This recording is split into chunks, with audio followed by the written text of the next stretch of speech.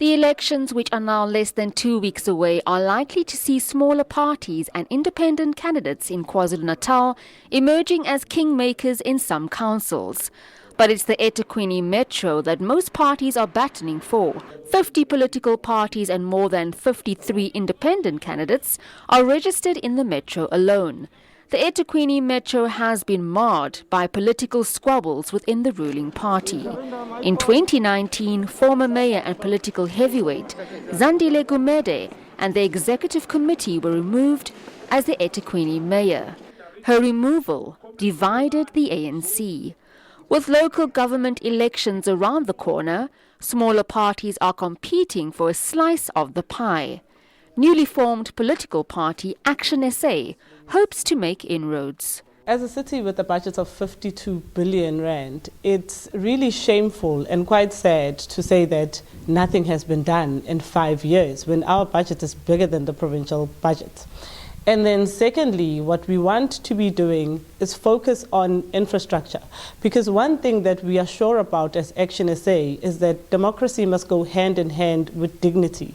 So if you cannot tend to the basic service delivery needs, if you cannot provide water during a pandemic, if your sanitation is not up to standard, I mean, the places that we've been going to are really not things that you are expecting in a metro that does have a budget as big as ours. In 2016, the ANC won 56.1% of the vote and obtained 126 seats in council. The second largest party was the DA, which won 26.9% of the vote and 61 seats. The DA is the official opposition in the province and is adamant to see an increase of voters. Meanwhile, the IFP and EFF believe that their ethos speaks to the needs of communities. In the 60s, we built proper houses in Umlazi. 70s, we built proper houses. Compared to the houses that are being built now in 2008, they are falling apart. They don't have sanitation. Now, people remember all those things. How did the Prince Buthelezi serve the people of KwaZulu-Natal and also South Africa?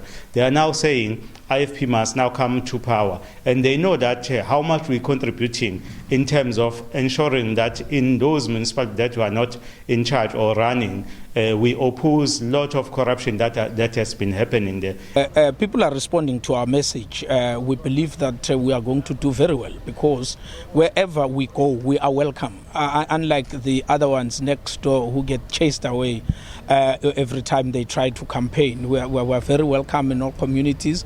The ANC is optimistic that the party will retain the Metro despite its challenges.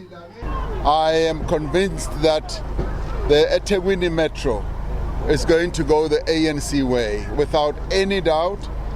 My comrades here, led by our NEC convener, Comrade Notawe Mafu, and led by our Premier and other comrades, have done a fantastic job of mobilizing our people to rally behind the ANC, and they are going to be making sure that many of our people come out in their droves, in their hundreds of thousands, to go and vote for the African National Congress. Political analyst Professor Becky Mgomezulu says the unrest sparked by the jailing of former President Jacob Zuma and factional fights within the ANC could cost the party dearly in the upcoming elections.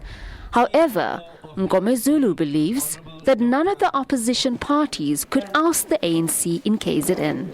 As things stand at the moment, I'm not convinced that, say for example, the EFF has done enough to take the Metro. Of course, the numbers have been increasing. In the 2016 local government elections, the EFF did very well. In the 2019 national and provincial government elections, the EFF did very well too, and the numbers have been increasing. It is one party, together with the Freedom Front Plus, that showed an upward trend, when the ANC and the DA showed a downward trend. But despite all of that, I think that the ANC will still retain Ethekwini, even if by a small margin. As for the other parties, they will definitely make inroads. They will try to increase their numbers, but my view is those numbers would not be sufficient for them to take the metro from the ANC.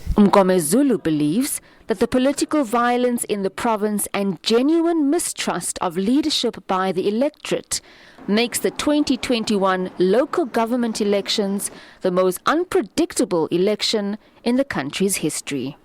And in the case of Ethekwini, the recent killings, including the ones that happened in Phoenix, the one that happened at Inanda, in fact still alive in people's minds. So there are people who might have activated their voting chances, but then they will decide not to go there, not because they don't want to, but because they are scared for their lives. Because if you go to a voting station, there is no guarantee that you will come home alive. So that is one of the things that I think will bring the number down. And not only in Ethekwini, but in other places in KwaZulu-Natal and across the country as well. All eyes will be on Ethekwini come the 1st of November, as thousands are expected to flock to various voting stations to cast their mark on the ballot paper.